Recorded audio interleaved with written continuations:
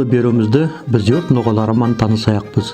Біз оларға Астрахан облыстыны қонаққа бардық. Онда көп әру адамдарымен таныстық. Игі әдетлер, тарих хақында қызықлы затларды білдік. Йорт ноғылары 14 авылда тыпақласып яшайдылар. Олардың саны 40-50 мың адам.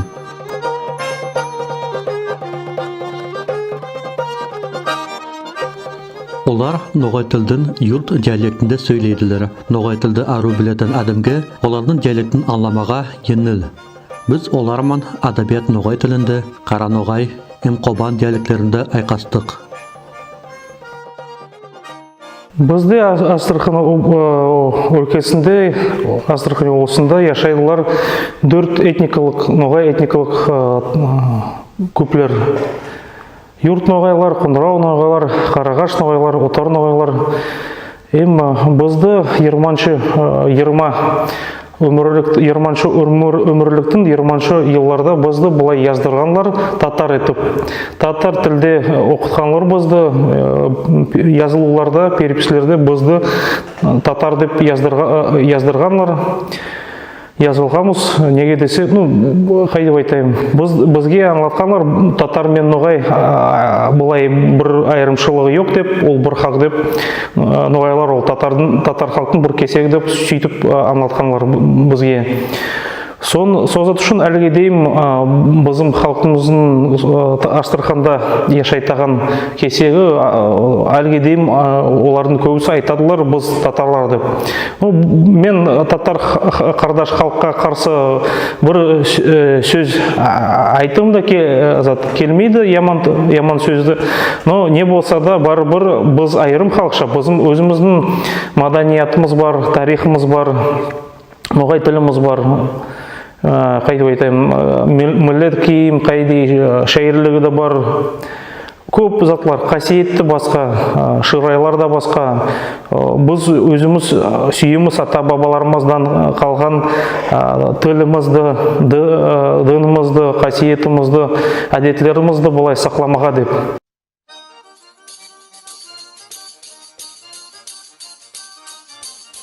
Йорт ноғайлары Астрахан облыстының тамырлы яшаушылары боладылар. Олардың ата-бабалары Астрахан ханлығын, Үкін ордадың, Үкін ноғай ордасын яшаушылары болғанлар.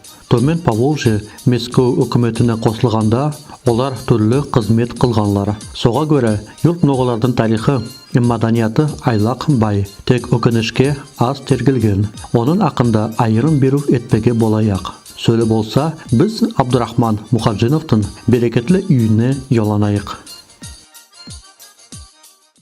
Келеміз біз туған ауылымызға, Солянка, Нариманск районда. Мына бізді яңғы мұз ясадылар через детский мир, Волганың арғы яғында. Солянка ол Ноғай ауылы. Бізде ноғай ауыллар көп, Клакау, Жамәлі, три протоки, которые называются, Сиитовка, Мняқтан, Кучергановка. В общем, ноғайлар көп бізде. В Солянке енді бізде именно коренной ноғай ауылы.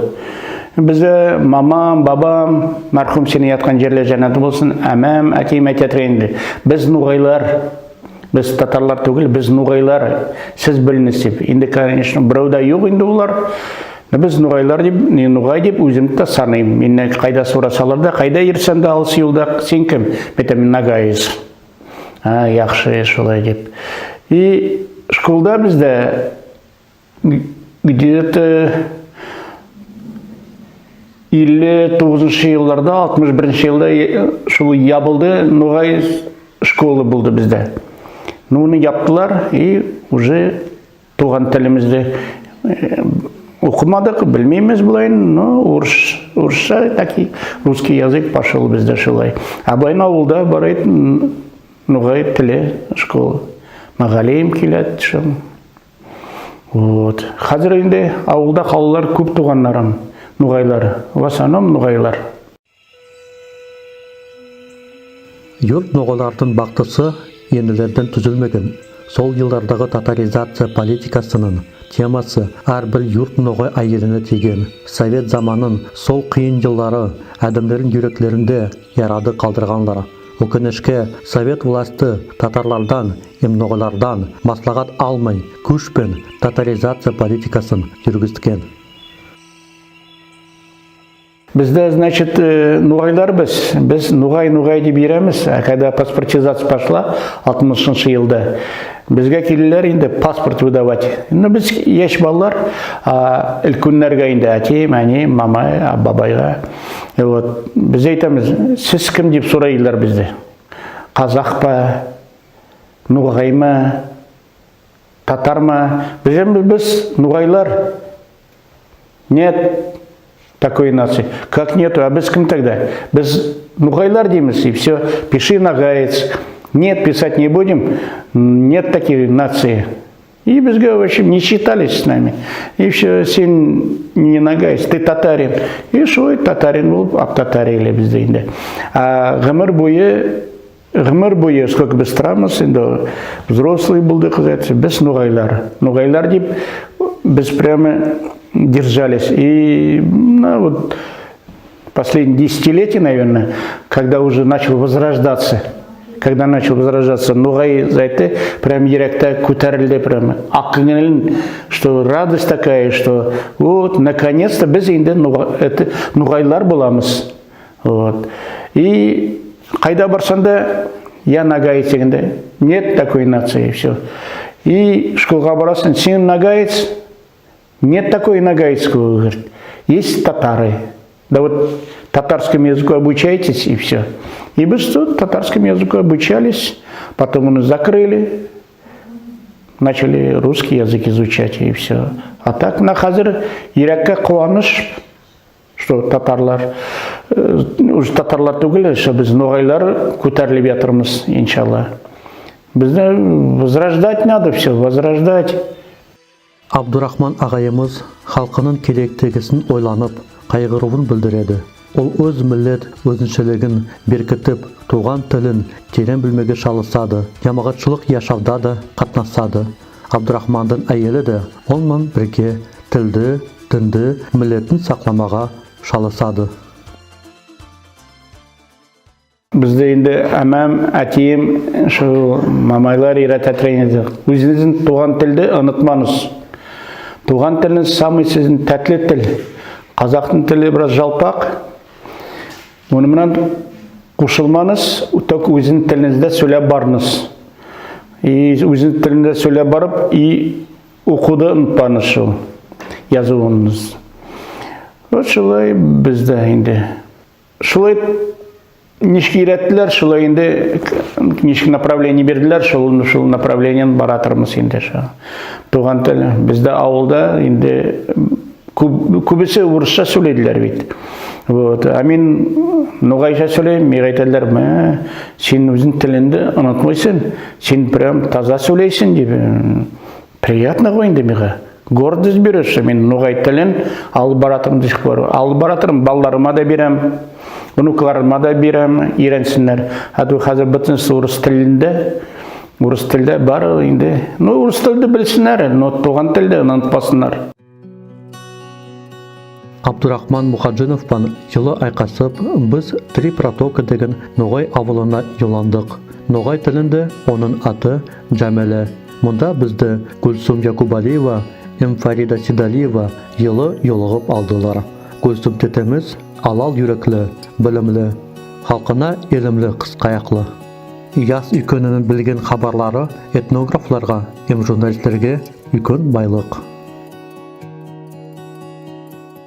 Бабам менің бай болған, жерлері көп болған, и заты менің мамамдаға үйленген, намного яш болған мамам. И сонда 5 баласы болған. 5 баласы болғанда, мұндан советский власть устанавливать еткенде, зат еттіргендер, оны репрессируют еткендер, чтобы Сибирьге ебермегенде. Сибирьге бара алмаймыз деп енді, бұлар баржыға отырып Дагестанға қашқандар. Сонда Дагестанда Хасавюртқа барғандар. Хасавюртқа барып, сонда жалшы болып кірген бір аварисларға. Сонда олар зақтырғандар 5 бала енді. Әнейім самый старший болған. И 4 жыл, и әнейім сол самый старший қызы, 8 лет. 8 жасындагенде болған ол.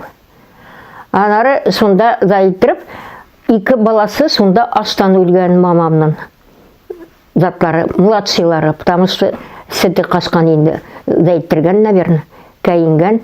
И сол 3 бала білен 38-ші еліні Хасавюрттан мұнда қайтқанда все равно мұнда зат сельсоветтан енді келіп, бабамды алып, все равно Парбыши Бугырда атқаннар. Гүлсум Якубалиеваның үйінде Фарида Седалиевмен бірге олтырып, ноғай халқымыздың бақтысы, тарихы, маданияты ақында бір көп заман хабарластық. Әлеметі сол, хабарымызды біз ноғай тілінде бардырдық, бір-бірімізді еңіл түсіндік. Мен ялғыз туыл едім. Қараша Шеркеш Республикасынан Қобан ноғайлардан журналист кәлемдасым Асан Наймановпан бірге бардық. Біз әр қайсымыз да өз диалектімізді сөйледік. Бір теректің бұтақтарындай болып, біздің арамызда көп ортақ затлар бар екенін әру сездік. Кім болып өзін саналсын? Мен Ноғай деді. Ноғай деді. Сөйлегенде сөздер проскакивает на қазірден неше. Ол сөйлеп тұр, что мен советских времен люди дегенде болып. Мына сөйлейміз, орысша сөз аралашып жатыр, өзіміздің Ноғай тілі. Біз анау табу біздің миымызға сіндіргендер, татар деп, мынауында айтып жатыр. Татарша сөйлейміз деп. Біз уже как бы грань потеряли вот эту. Грань потеряли. Татар, Ноғай зат. Біреулер айтады, бізге какая разница, адам болайық дейділер. Главное, адам болайық, а онда разницы не имеет какой нации. Ну, это, конечно, неправильно, әрбір кіші өзінің тамырын білмеге тиіш. Да. Вот. Шон айткым келеді. Мен, например, мен сам по себе любознательный человек. Біреулер айтады, саған не керек нашему обществоға, ермеге, сөйлемеге. Мен айтам, ну, во-первых, мен айлақта кеш білдім мына шушы бітін движение турында. Если бы немножко пораньше бы, может быть, мен и өзімді ценный материаллар жиған болар едім. Вот. Ну, потом вот это быт глотает дегенде болып орысша айтмышлы. У каждого своя семья, свои проблемы. Қазіргі тем более международное положение айлақта ауыр. Каждый в свою семью, в свои проблемы. Шоным білән, вот идет то, что идет. Әлігі баяғы полная русификация дегенде болып. Қазір бізді до того басып паратывалар, что айтадылар. Русские начинают возмущаться. А вот мы казахи, мы там чеченцы, мы еще кто-то. Ага, олар айтады. Нет, это русские подразумевается, что весь народ. Весь народ. Ну, русскими-то их назвали, значит, они же пишутся в паспорте русские, они бізді русские болмаға тиішміз. Вот. Потом, қайшан мына совет заманында концертлар қараймыз, бүтін республиканың халықлары шығып бейділер, ерлейділер, бейділер өзлерін енді неше түрлі затларын саладылар, енді представленияларын көрсетеділер телевизорда. Никогда не проскакивало слово, даже само слово Ноғай. Бізге айтады. Дагестан и вы, это разные. Ну, это по-русски, наверное, но ноғайцы. А бізді, бір мына план спорить еттім, біз Ноғайлар. Ногайцы, это разные. Это нешік разные енді. Разные түгіл, одно и то же. Тіллер бір. Просто уларда немножко менталитет немножко другой, бізде другой. Біз живем более казахлар білән. Казахлар, урыслар, ну, компания такая, как говорится, одно общество. Уларда Дагестан халығы қамақларда біздің тілді сөйлейділер. Да, оларда біздіңше сөйлейлер ол қамақлар. Шуның білән, может, уларда бір кішки отличаться етілеттір біздікінен енді. Чисто Ноғай тілін біреуді білмейді, может быть, я так думаю. Бітін шуның шын аралаш, бітін сөзлер аралаш, все равно бір-біріміз түсініп тұрмыз қой енді. Юрт ноғайлары миллетін сақламаға ұмтыладылар. Әлбетте ол зат көптерге ярамайды. Этносларды біріктіру бойынша жоғардан айтылған совет политикасының яйылуы өз ызын қалдырмай болмаған. Халықтың ойларыман бірді санаспағанлар. Мұнда сізді совет заманында сізді үшімлет еті танып болды. Еті танып сізді паспортта Ноғай yazısı yazıp ben Ноғай татарды yazdım. Yazmadılar. Tatarkaydı bizde. Elde Tatarkanı.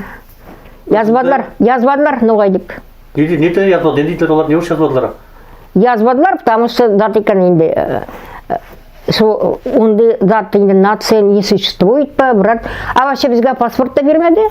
біз қалаға ішке кіре алмай хор болдық. Мында ауылда, колхозда ішлемей атыш. Например, мына зат 10 класс мен бітірді. Мында қалада кірушті на русском да бітірді. Зат қайсы из-за этого қайда болса да қалада прописация етілмей керек. Сол прописация етілгенде зат енді сонда паспорт аласың, ол паспортқа ақша бересің. Ана соңында енді сен имеешь право қалаға ішке поступать етті. Мында бермеділер. Өзіңіз айтатаңыз, біз ноғайлар деп, олар мәне бермейді затқа да?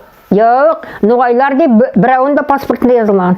Везде татарин, татарка, татарин, татарка. Ол бәсіне при советской власти придуманный нацил. Анау, мен сөйлеген китаплар оқимын ғой. Фактически, мында зат Батыхан, зат нападать еткендер ғой енді.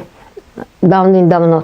И сонда олар бүтін даттарды национальності жиып, бүтін жерде жиғандар ғой енді. Уйгур, бартта қалмаған.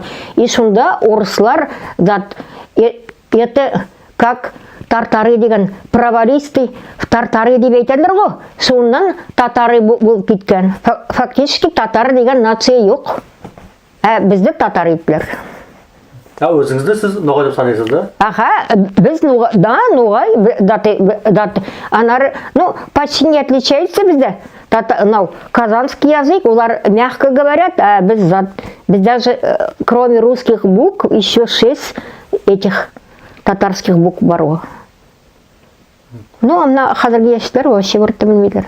Абсолютно. Не затайкам калейді енді. Раньше, авальда енді, бала вақытта біз никогда не придавали значения нациям.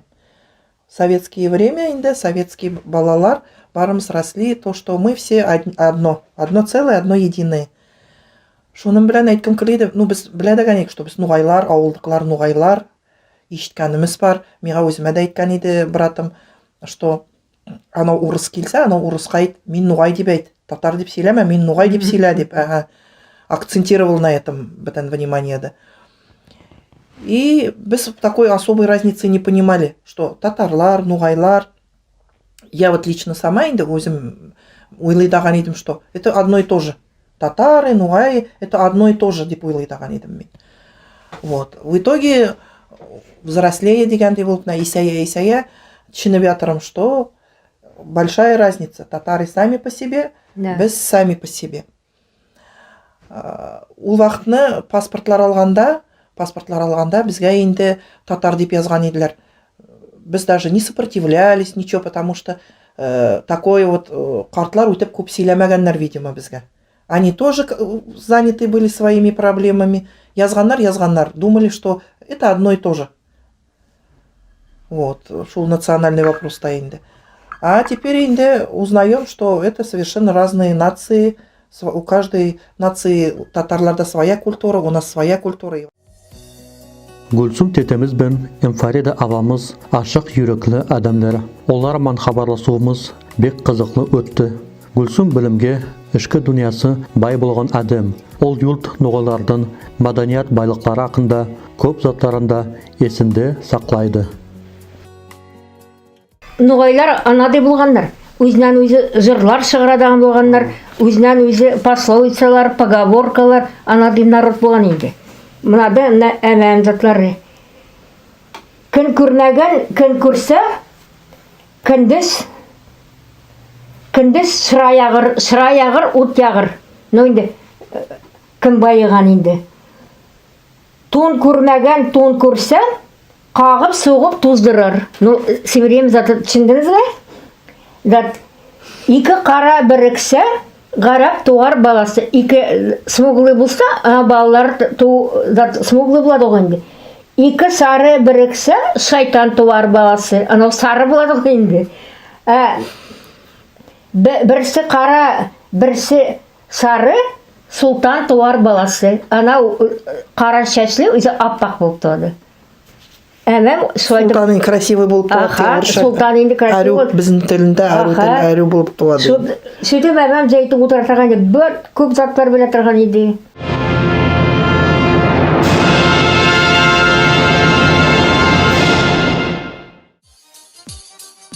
Жәміле авылдан соң біз Илдар Дайыровқа жоландық. Илдар йорт ноғайларынан, ол имам болып ішледі. Астрахан облысында құл ноғайларыман туыл, бәрі мұсылман жамағатпан қатнасады. Мен Қалахау ауылынан, Кулаковка деп аталады. Тудым шонда, өстім шонда, Қаңғылы тұқымынан, өзім ноғай. 95-ші елдан алып, имам қызметін алып барам. Мәшітлерді ішледім. Қазіргі вақытта полномочный представитель Духовного управления мусульман-азиатской части России в регионах Нижнего Поволжья қызметін алып барам. Шында Астраханда. Біз қазіргі вақытта мына офиста дәріслер береміз, оқытамыз бағаларды, қызларды, үлкендерді оқытамыз. Бізде бір проект бар, нуждающиеся социальный проект, «Будь милосердным» деген. Каждый ема сайын 10 семьяға помощь оказывать с продуктами. Онан башқа конкурстар проводить тамыз по развитию интеллектуальные мероприятия. Бізде озады «Что, где, когда». Исламская лига. Это, по-моему, в России единственное место, где оно работает. Ну, в принципе, как обычный мәшітлерді қызмет ұғытамыз, бола туса ат қошамыз, никахлар уздырамыз. В планах, иншалла, мәшітлер тізбігі. На Бабаевскийда біздің ноғайлар көп тұрады қайда. Онан обращателілер. Мәшіт болса екен бізде де деп, иншалла оларға көмек етіп, онда мәшіт тізбігі иншалла ниетіміз бар. Кавказ ноғайлары, Қырым ноғайлары, Астрахан ноғайлары, Нугай деген, Нагай деген, Ноғай деген ат үш түрлі миллетлер деп бізді алдатады. Астрахан ноғайлары, Ноғай татарлары деп айтып қойғанлар Совет жылдарында. Elbette ол дұрыс туыл. Солдат ақында белгілі алим Нагаевет Вадим Телепаловты бекіткен. Проблема ненде болсын? Бізде айтам же, советский вақытында паспортта да татарин деп жаздылар, культура жағынан полностью татарский культура бізге, біз ноғай концертларын затларын көргеніміз жоқ, бізге қыры татарша. Мына тойларда затларда көріп қалдық, нешік ноғайша, мына сазлар, мына біздің қабал, мына зәйтеп. Оларды біз әлі көріп қалдық, қазір ол да жоқ. Қазір қыры татарский эстрада, бітін зат татарша, китаплар школда татарша, мына бізде әлі татарский язык болған жоқ, біз мына бағалар оқыды. Родной язык какой? Мен айтам нагайский. Ну, нагайский нету, выбирайте два языка, либо русский, либо татарский. И там зачем нам татарский, если без ноғайлар? Ну, преподавателя нет. Вот тоже проблем. Преподавателер yok ноғай тілінде. Мен har кішіге айтам, yurt ноғайларынан кім өзін ноғай деп санайды. Мен оларға барсында айтам, yazınız, пока запрос болмайды, Министерство образования есі кетпейді. Ну, yok запрос. И все. Вопрос закрыт. А если біз yazып тұрсақ, вот, бізге татарша да керек беді, бізге орысша да керек беді, біздің родной язык ноғайша, уже Министерство образования ойлай башлар, что преподаватели нужны. Ну и біздің яқтан да, біздің халық өзі ойламаға теш. Бүгінгі күнде сенің өзің үшін ойламасын, сенің үшін біреуді ойламайды. Ол яқтан бізге өзімізге ойланма керек. Тілді ұнатамыз, айтам же, мен даже өзім сөйлеп жатырым. 95-ші елларда имам болып ішлеме башлағанда, мәшітлерде вағыз сөйлемеге только на литературном языке, татарском. Ол уақытта меға татарша сөйлеп білмейм, китаплар жиып, Татарстаннан алып қайтып, татар китапларын оқып, шулай тұрып вағыздар сөйлемеге татар тіліне ерендік. Ол уақыттан енді болған болса, біз ноғай китаплары, ноғайша затлар оқып, біздің тілді енді сақланған бұларды. Бұлайда енді неше тырыштық сақланмаға. Bizim buna yaşlar bugünkü yurt ноғайлар кім өзін татар деп санайды. Айтам, сіз Татарстанға барыңыз, сөйлеңіз өзіңіздің тілде. Нешек біз мұнда сөйлешеміз, біз бір-біріміздің. Онда барып сөйлешіп қара, сені біреу да түсінмейді. Нәрсе айттың, сен кім, Сен татар десең, сенен әлі келеділер. Енді сен татар. Мен 95-ші жылны мәдрәсәгә барганда егетләр менән без инде нугай татар диде бездә. Мен дә син кем? Әйтәм, мен нугай татар. Егылып келәделәр өчен татар. Нинди син татар, син нугай, кара нугай. Мен әйтәм, бераз инде обидно да булды кара нугай дигәнгә. На самом деле, вот бездә инде чтобы для численности татар дип әйтәләр, а фактически без анда кирәге дә юк. Bizim için kim kaygırып ятыр, bizim идентичностьтен için kim kaygырып ятыр, берәү дә кайгырганы юк. Bizim культура ягыннан ким кайгырып ятыр, берәү дә исе китмәде. Безгә вот нинди насаживают, bizim халык шуны ала бирде. Шуңа күрә инде безгә үзебезгә дә бераз тырышпага кирәк. Тел ягыннан, особенно менә анасын гадәтләр ягыннан. Нигә дисәң, бүген гадәтләр бөтенләй югалды. Бүген үзебезнең гадәтләр түгел, без даже западный гадәтләр аламыз, которые бездә вообще близко юк иде. Потом даже менә мышление, мен карыйм безнең халыкка, бездә мышление уже тюркский даже түгел. Не то что нугайский, там татарский или казахский, просто даже тюркский мышление түгел. Мыслим уже совсем по-другому. Хотя әйтәләр, в зеркало глянь, посмотри на себя. Нинди син западный. Син тюркский заттан нугай икән, тем более. Нугай заттан бар-бары айырылады. Син менә татар менән нугайды сал, разница сразу күренәде. Мин Омскида, Томскта недавно зат булды мероприятие. Омскидан егетләр килделәр, татарлар. Бір имам айтады, егетлер, ана нугай, живой нугай көргіңіз келе ме? Мына қараңыз, мына живой нугай. Вот шулай.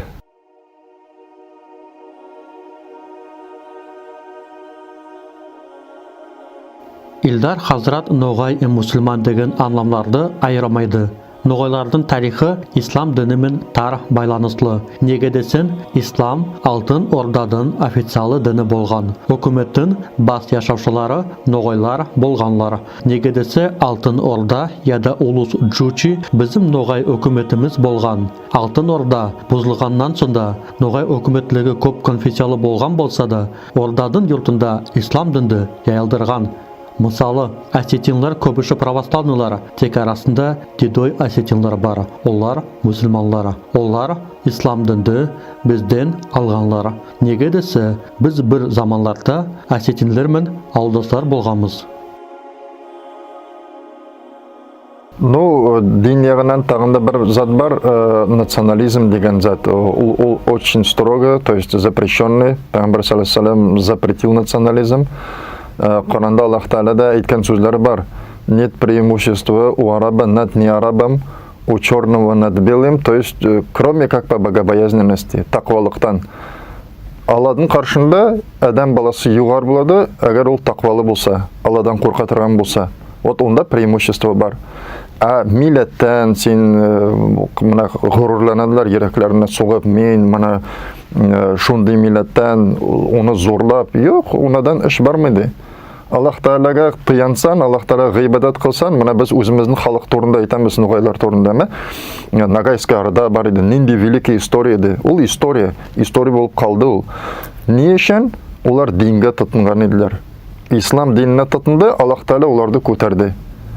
Мына мен һәр вакытта әйтәм үзебезнең халыкка, әгәр югары булганыгыз киләде, Аллах Таала сезне күтәрсен, Аллах каршында югары булганыгыз киләде, дингә тотыныңыз. Дингә тотынсак, без иншалла Аллах Таала безне күтәрер. Һәр бер милләтнең дәрәҗәсе шулай. Мына араплар кем иде улар? Менә кичә генә вагызда сөйләп алдым. Ике зур империя, Византийская и Персидская империя, мына уртасында араплар тордылар. Берәүгә дә кирәкмәгән иде ул араплар. Бір-бірісі менән сугышадылар, бір-бірісін үтерәделәр, файда юк улардан, пустынеда исләрдә китмәде берәүне. Аллах Таала күтәрәм диде, пайгамбар җибәрде. Ул пайгамбар арапларның арасына килеп күтәрелде, ике империя рухнут итте сразу. Вот Аллах Таала күтәрәм дисә бер милләтте, только менә дин аркылы күтәрәде. Әгәр дингә тотынсак без иншалла, Менә бер сорау бергәндә, миңа сез нугайлар бер араб менән сөйләштем мин. Дагестанда күрештек, ул әйтәде, сез нинди татарлармы? Мен татар түгел, нугай. Ул нугай кем ул? ишетпедік бірде. Айтам, ноғайлар ол шундай халық, только исламмен связаны. Башка никак связать невозможно ни с кем и ни с чем. Потому что только хан Ноғай, хан ислам қабыл етіп, монголардан айырылышқанда, вот нендей халық оларынан кетті, олар Ноғай болдылар. Только исламмен связаны халық. Шоның үшін бүгінде бізге, иншалла, менің тілегім, өзім Ноғай болғаш, өзім халықтың ішінде қайғырам, динге қайтып, динге татынып, иншалла, шунда Аллах Тағала бізні көтерер де, өзінің көмегін де, ярдәмін де берер, иншалла. Халық ішінде қуанармыз. Неге дейсен, бүгінгі күнде өзіміз көреміз, халық диніне түгіл, адамшылықты юғатты бітіней. Ни доброта, ни милосердие, бір зат қалмады. Мына как в джунглях тұрамыз. Каждый сам за себя. Bizim халық ондай түгел еді. Bizim халық бір-бірісіне har вақытта халін білішіп, нендей хал болып тұр екен, дәт болып тұр екен, оға ярдәм керектір, көмек керектір деп тырышқан халық шондай. Бүгінгі халда мына диннен ерақ болған үшін халық как в джунглях. Вот миға бүгін яқшы, көршім, онда сосед өліп жатыр ма, аш болып жатыр ма, нендей хал болып жатыр, есі де кетпейді. Шуға көре, иншалла, менің тілегім bizim халық dinge қайтып, иншалла, Аллах Тағалаға ғибадат қылып, yaşasak, иншалла, Аллах Тағала жер де берер, бітінзар берер, иншалла. Араб тілінде метрика кітапларында совет жылдарындағы документлерді юрт ноғайлары ноғай деп yazылған болғанлары. 19-шы өмірдің ызында, 20-шы өмірдің басында метрикаға адам тууы, өлігі, үйленуі ақында yazатаған болғанлары. Метрика кітапларын мезгітлерде де жүргізгенлері. Мысалы, Астрахан губерниясының Зацарев райкомның 1925 жылда ноғай крестьянлар бойынша еткен шақыруы ақында документі де бар. Онда да юртлар ноғайлар деп yazылғанлары.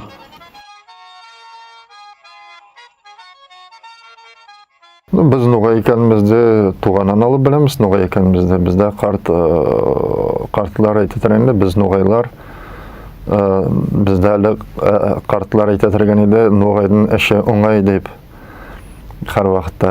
Шунun үшін біз Ноғай екенімізді қайшанан да білеміз, туғаннан алып. Менде мына, наверное, возраст мұнан еще больше тяга к истории, к истокам. Олай ізлеп руымызды да таптық. Тұқым нендей тұқымнан қаңғылы екен тамғамызды атадан сұрап біліп, нендей тамға барма, бізде тамға нендей бізде deyip, тамға арқылы уже затымызды да таптық, тұқымызды да нендей қаңғылы екенінен. Халықты бұлай қайшанан біледі. Мен 95-ші жылда ішлеме башладым Тиек ауылында. Онда енді татарлар да тұрады, ноғайлар да, Қарағаш ауылда бар еді онда. Онда уже халық, вот ясно определенность бар еді. Бұлар ноғайлар, бұлар Қазанлы, Қайыш Кәпәш деп айтатырындылар оларды.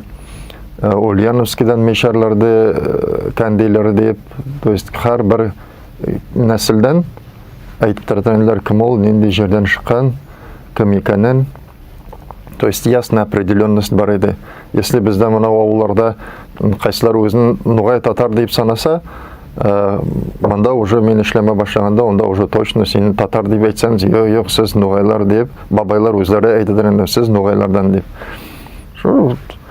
Енді последний, мына 1-2 жыл яры бір зат кетті, борьба. Действительно, кім сіз, бізде енді действительно, вот сіз татарлар. Действительно, паспортларда да yazılar бізде сіз татар деп. Олай болса да, біз өзімізді ноғай екенімізді бірден анытқанымыз жоқ. Қайсы халық сөйлейді бүгін, вот сізді мына ноғай еткілері келеді. Бізді біреуді ноғай еткісі келмейді, біз өзіміз ноғай. Айтсан екен, біз татарларда ноғай етіп жатырмыз деп. Біз өзіміздің халық кім ноғай anlatmasın олар ноғай екенін деп, біраз истәлік история мұна зайтып, қазір машалла егітлер тырышады, ол қызмет ішлейділер, мероприятиялар, конференциялар оздырамыз, чтобы исторические факты, действительно, что bizim халық, действительно, исторически ноғай халығы, Нугай халыгында действительно история богатая, великая, чтобы об этом онытпасындар, яшьләр онытпасындар. Без дә бераз эләктереп калдык, безнең поколение. Бездән соң уже мына яшьләр, улар уже үзен татар дип, нугай дисән исләре китәде, ничек без нугай. Кайшан инде сөйләмә башлыйсың, менә булай, син атаң кем иде, шундый иде, син атаң менә шундыйлардан, действительно шулай икән дип белешеп торамыз, шулай, алхамдулилlah. Ну и менә хәзер башка регионнар белән аралаша башладык. Дагестан нугайлары менән таныша башладык, Качер, Карачаево-Черкесия нугайлары менән таныша башладык. Чечен нугайлары монда күп торады Астраханда. Если раньше без ничектер отдельно бер-беримездән торган булсак, хәзер менән уже 1-3-4 ел аралаша башладык, бер-беримезне таный башладык, алхамдулилlah.